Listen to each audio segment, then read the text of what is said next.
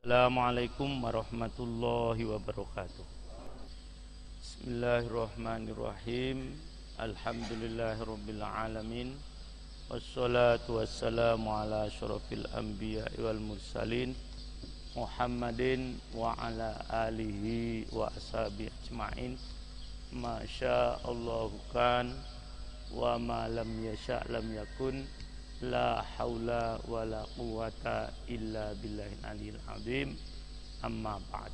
Para hewan, kita akan lanjutkan dalil-dalil tentang ancaman, larangan, celaan, berpecah belah. Pada dalil yang pertama sudah kita kaji, yaitu surah Ali Imran ayat 105 sampai 107.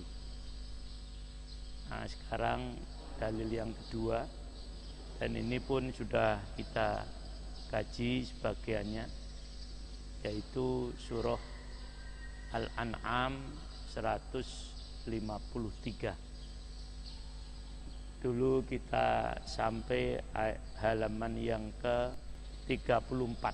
Bagaimana penjelasan para ulama tentang firman Allah yang terdapat pada surah Al-An'am 153. Sekarang kelanjutannya. Halaman 34 paragraf yang kedua sekarang. Wa qala Ibnu Katsirin rahimahullahu ta'ala. Wa qala Ali bin Abi Thalhah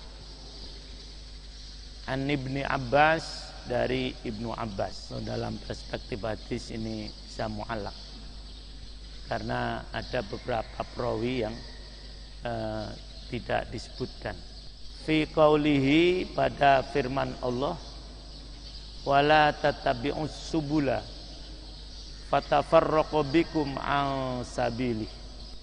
Wa fi qaulihi an aqimuddin wala tatafarraqu fi wa nahwi hada fil Qur'an. Dan yang semacam ini, semacam wala tattabi'u dan wa an aqimu. Apa penjelasan Abdullah bin Abbas? Qala, beliau Ibnu Abbas berkata, amarallahul mu'minina, Allah memerintahkan orang-orang yang beriman bil jama'ati, untuk berjamaah,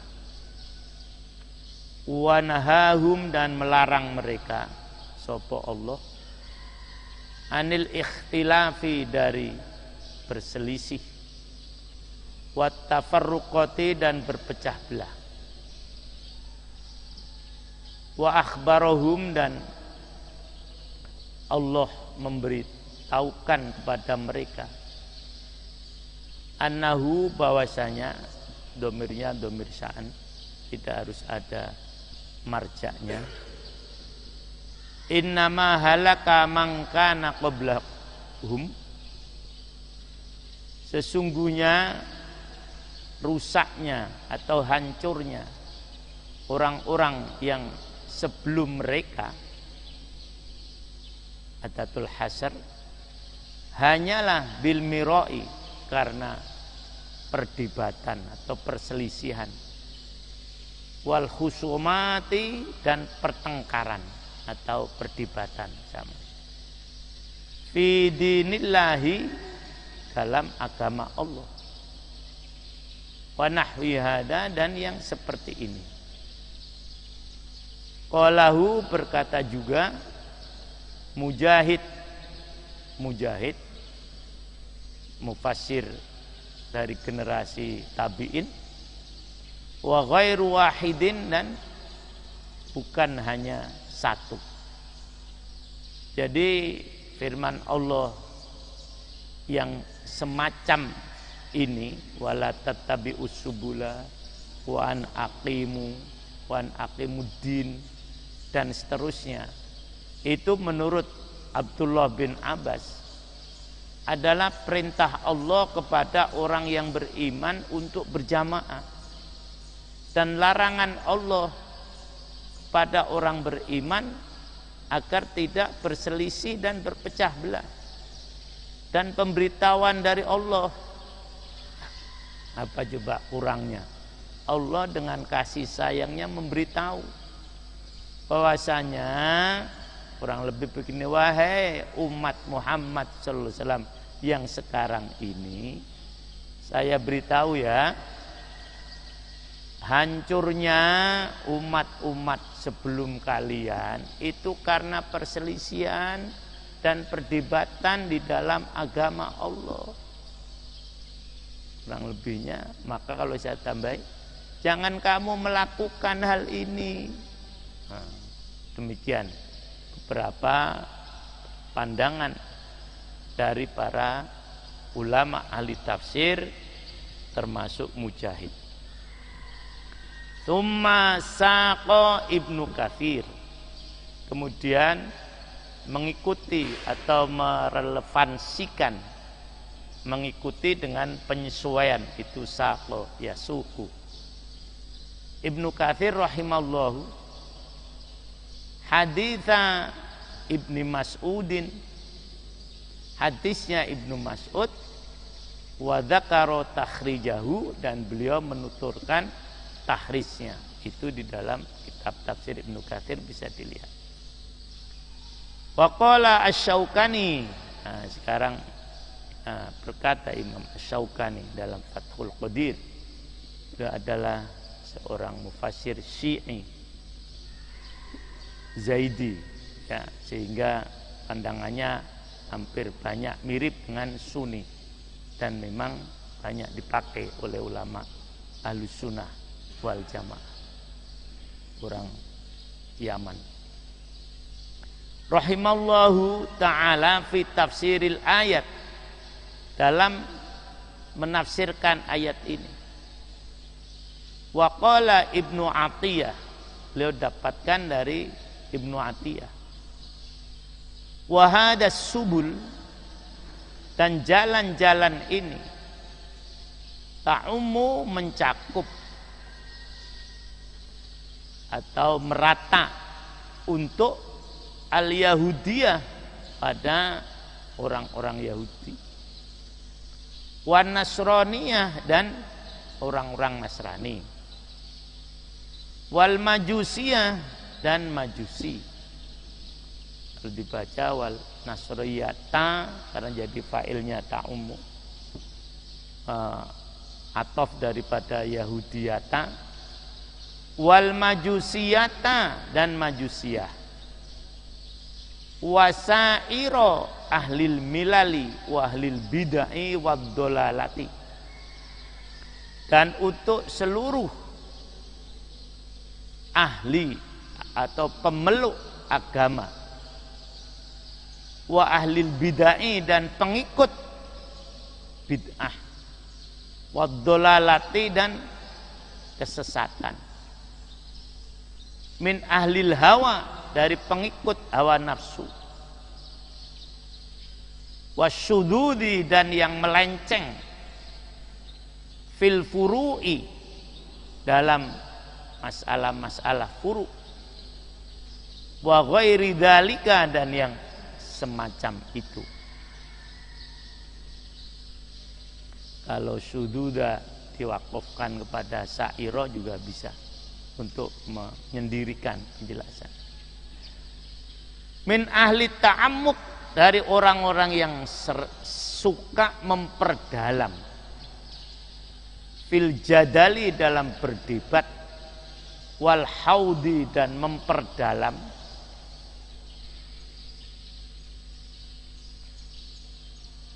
fil kalami, atau memperluas, fil kalami, dalam soal kalam. Kalam itu Suluddin biasanya. Hadihi kulluhu, ini semuanya, hadihi kulluha, ini semuanya, urdotun, sebagai penyebab atau permulaan, lizalali, untuk dapat tergelincir, Wa mazonnatun, dan tempat dugaan lisu'il mu'taqidi, bagi buruknya akidah. Nah, menurut Asy-Syaukani, yang dimaksudkan jangan mengikuti jalan-jalan, wala tattabi'us subula. Jadi larangan mengikuti jalan-jalan itu, ya, larangan orang beriman mengikuti jalan yang bermacam-macam. Nah, Allah kan hanya menyebutkan subul. Jangan kamu mengikuti jalan-jalan yang banyak. Nah, jalan yang banyak ini jalan apa? Gitu loh. Dijelaskan oleh Imam Asy-Syaukani. Pertama adalah jalannya orang Yahudi. Yang kedua, orang Nasrani. Jadi orang Islam jangan ngikuti orang Yahudi. Jangan ngikuti orang apa? Nasrani. Jangan ngikuti orang Majusi. Jangan mengikuti jalan-jalan selain jalan Islam, ya, umat Islam, yaitu jalan-jalannya orang pemeluk agama-agama atau kepercayaan lain gitu. Kalau yang keempat nih. Kemudian yang kelima, jangan ngikuti pengikut bid'ah, kesesatan, dan hawa nafsu. Kelima nih. Kan tadi subul banyak, ini udah 5. Yang keenam, orang-orang yang menyimpang dalam soal-soal furu'. Yang ketujuh, nah ada 7 nih subul ternyata, adalah selain mereka dari orang-orang yang suka memperdalam perdebatan, juga memperluas masalah-masalah kalam. Misalnya soal kursi, apakah kursi Allah itu sama dengan kursinya Pak Heri gitu, wasi'a kursiyuhus samawatu, atau memang kursi yang kita tidak tahu, wallahu a'lam. Nanti ada aliran Mujassimah, apakah tangan Allah itu sama dengan tangan kita, kekuasaan Allah sama, dan seterusnya. Itu masalah-masalah kalam. Nah, ini semuanya menjadi penyebab tergelincirnya umat Islam. Dan bisa diduga mazonnah, dugaan yang lebih kuat itu namanya zon, salahnya itu. Nah, kepada penyebab rusaknya akidah. Jadi jalan-jalan tadi menurut Asy-Syaukani ada berapa, Pak Rewan? Nah, umat Islam jangan ngikuti 7 jalan tadi. Demikian para ikhwan semuanya. Jadi jangan ngikuti ahli bid'ah, dan juga ngikuti orang yang senang berjidal dalam masalah furu', ya. Misalnya ya masalah furu', masalah usoli itu, apa bener apa enggak, yang itu gimana, wah ribet ya ini. Sholat subuh lagi, sholat yang seharusnya sholat yang paling utama diributkan masalah kunut, ya.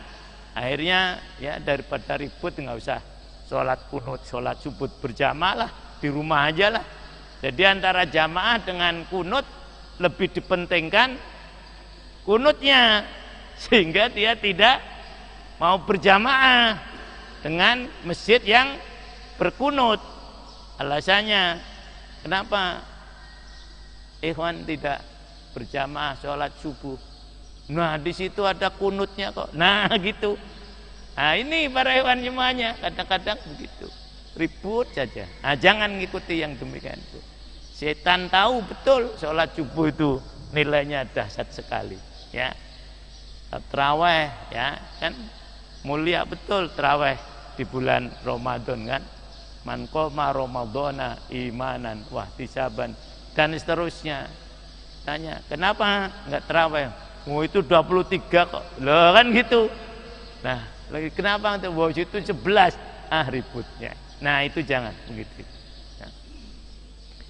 Ila an qala, sampai kepada beliau Asy-Syaukani berkata, rahimahullah taala. Waqad akhraja at-Tirmidzi, telah mengeluarkan, ini takhrijnya Imam Tirmidzi. Wa hasanahu, dan beliau menghasankan yang beliau keluarkan, maksudnya hadisnya. Wa Ibnul Mundhir, dan juga Ibnul Mundhir. Wa Ibnu Abi Hatim, dan Ibnu Abi Hatim. Wa Tobroni, dan Tobroni. Wa Abu Syaih, dan Abu Syaih. Wa Ibnu Mardaweh, atau dengan Murdaweh, dan Ibnu Murdaweh. Itu perawi semuanya. Nah, jalan-jalan atau sanadnya beliau tidak sebutkan, langsung kepada sahabat an Ubadah bin Somit, dari Ubadah bin Somit. Ini asisten Rasulullah di Sufah. Beliau salah seorang sahabat yang terampil menulis dan membaca. Langka saat itu di Madinah. Salah satunya adalah Abdullah bin Ubadah bin Somit ini. Kalau Rasul mengajarkan hal-hal yang pokok, ya ini beliau mengajarkan yang sifatnya idofi, ekstra kurikuler. Beliau meninggal di Al-Quds. Sampai saya berkunjung ke sana terakhir itu makamnya masih ada. Tapi wallahu alam sekarang nggak tahu. Karena Israel, Yahudi, laknatullah terus merusak kawasan-kawasan ini. Nah, Ubadah bin Samit berkata, qala Rasulullah sallallahu alaihi wasallam. Bersabda Rasulullah sallallahu alaihi wasallam, ayyukum yubayyi'uni ala haula'i al-ayah ats-tsalatsa. Manakah di antara kalian yang mau berbeat kepada saya dengan 3 ayat. Nah, tsumma tala, 3 ayat itu apa? Nah, 3 ayat itu para ikhwan di tadi surah Al-An'am. 1 berapa? 153, tapi dengan ayat yang mulainya ayat pertama 151. Ini ingat-ingat ya. Bunyinya adalah qul ta'alau. Nah, ini yang pertama. Tsummatala, kemudian Rasulullah membaca. Saya baca semuanya ya para ikhwan, agak panjang tapi untuk memperjelaskan ini. A'udzu billahi minasyaitonir rajim. Bismillahirrahmanirrahim. Qul ta'alau atlu ma harrama rabbukum 'alaikum alla tusyriku bihi syai'a wa bil walidaini ihsana wa la taqtulu awladakum min imlaq nahnu narzuqukum wa iyyahum wa la taqrabul fawahisha ma dhahara minha wa ma batan wa la taqtulun nafsan allati harramallahu illa bil haqq dzalikum wassaakum bihi la'allakum taqilun. 1 ayat ya.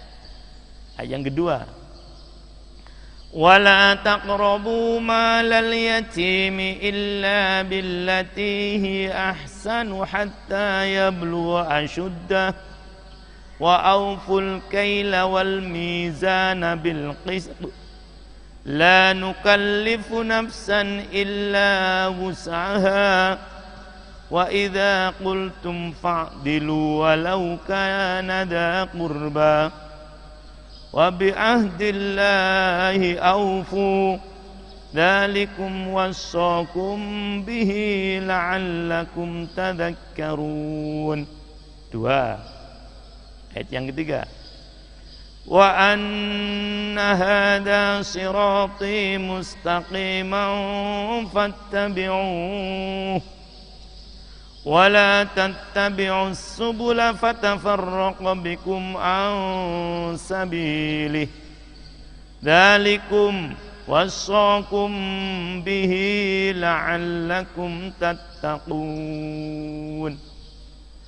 Kalau para ikhwan hitung itu ada 10 wasiat Allah. Ini pernah saya jelaskan insyaallah di rubrik tafsir Maudhu'i di Rasil ya. 10 wasiat Allah yang menyebabkan orang akan bertakwa. Nah, jadi Rasul membaca ayat tadi. Tsumma qala, kemudian beliau bersabda, faman waffa bihinna, dan barang siapa menepati, bukan menetapi, menepati bihinna 3 ayat tadi, apa yang ada di 3 ayat tadi yang isinya dalam hitungan kami ya, mungkin yang lain tidak, ada 10. Fa ajruhu 'ala Allah, maka pahalanya dijamin oleh Allah. Allah itu biasanya begitu, dijamin oleh Allah. Wa manin taqoso, dan barang siapa yang mengurangi min hunna, dari 3 ayat tadi yang terdapat dalam 3 ayat, syai'an, sesuatu pun,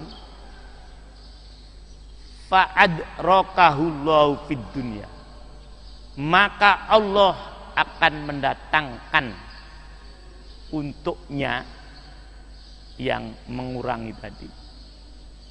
Fid dunya, di dunia, mendatangkan apa? Kanat ukubatu, adalah siksaannya. Jadi Allah akan mendatangkan siksaannya di dunia. Waman akharahu ilal akhirah, dan barang siapa yang mengakhirkannya ilal akhirati, sampai kepada akhirat, karena amruhu, adalah urusannya, ilallah, tergantung pada Allah. Jadi ditunda-tunda begitu, tidak dilaksanakan seluruhnya. Insya'a akhodahu, jika Allah berkehendak, Allah akan menyiksanya. Dulu sudah dijelaskan kenapa kalimat akhoda lebih banyak diartikan menyiksa, ya itu. Wa insya'a, dan apabila Allah berkehendak, afa, akan memaafkan, anhu, daripadanya. Inilah para ikhwan jemaah. Pertama, tidak boleh musyrik. Ya, saya baca nih. Qul ta'alau atslu ma harrama rabbukum alaikum.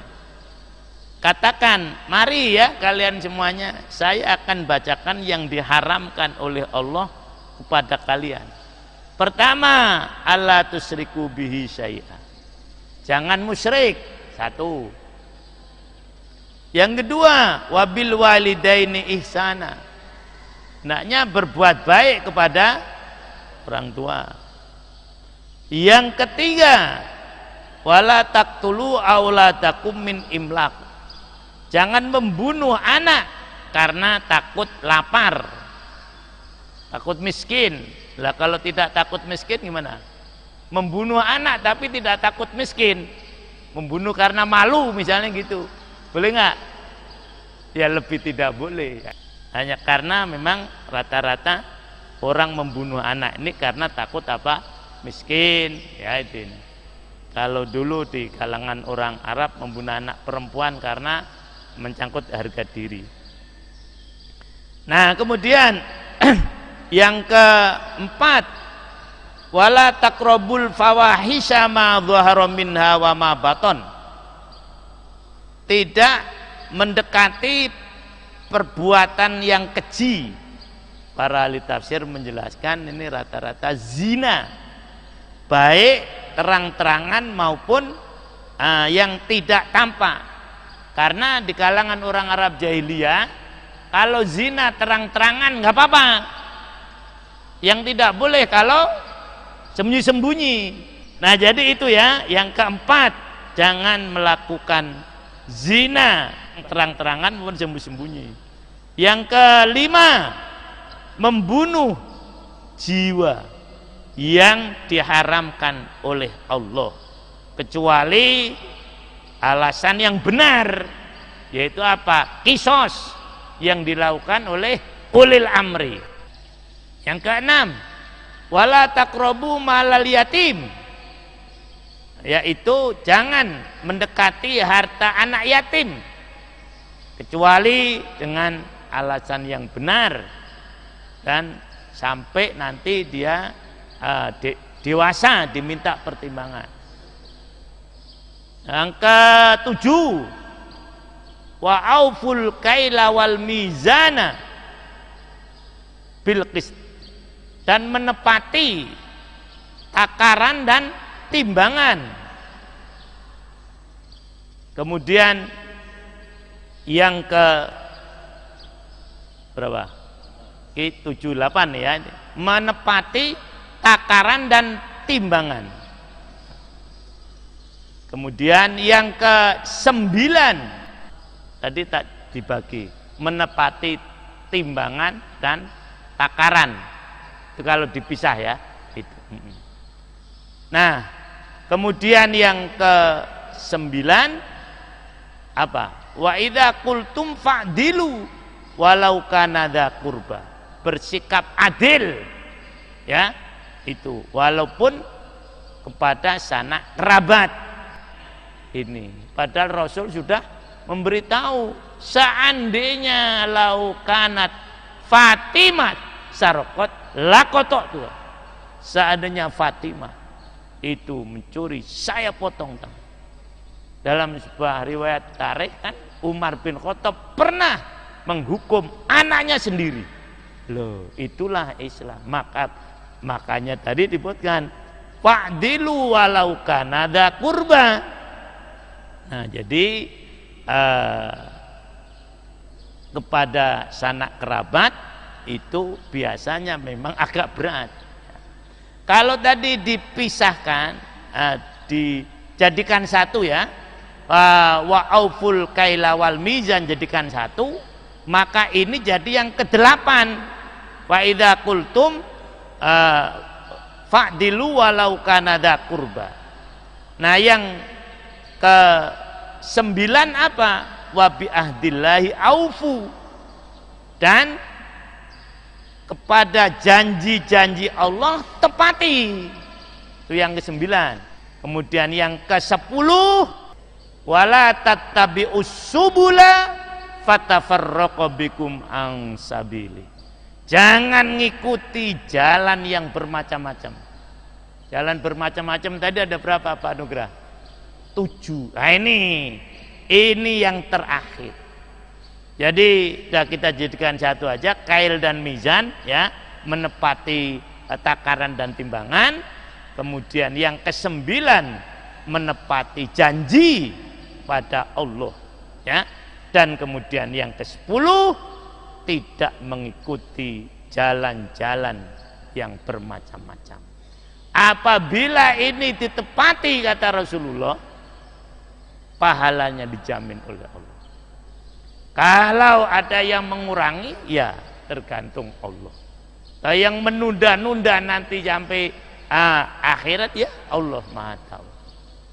Jadi inilah baiat dengan 10 tindakan yang terdapat dalam 3 ayat dari surah Al-An'am, ayat yang ke-151, 152 dan 153. Demikian para ikhwan kajian kita pada pagi hari ini, dan nanti akan dilanjutkan lagi beberapa catatan penting wali ba'du ta'liqat ala ma warada fi tafsiril ayatil karimah. Dan saya punya sebagian catatan penting untuk mengomentari tafsir dari ayat-ayat yang mulia itu. Demikian, jazakallahu semua perhatiannya. Mohon maaf apabila ada hal-hal yang kurang berkenan. Mari kita akhiri dengan kafaratul majlis. Subhanakallahumma wa bihamdika asyhadu an la ilaha illa anta astaghfiruka wa atubu ilaik. Alhamdulillah, syukran. Assalamualaikum warahmatullahi wabarakatuh.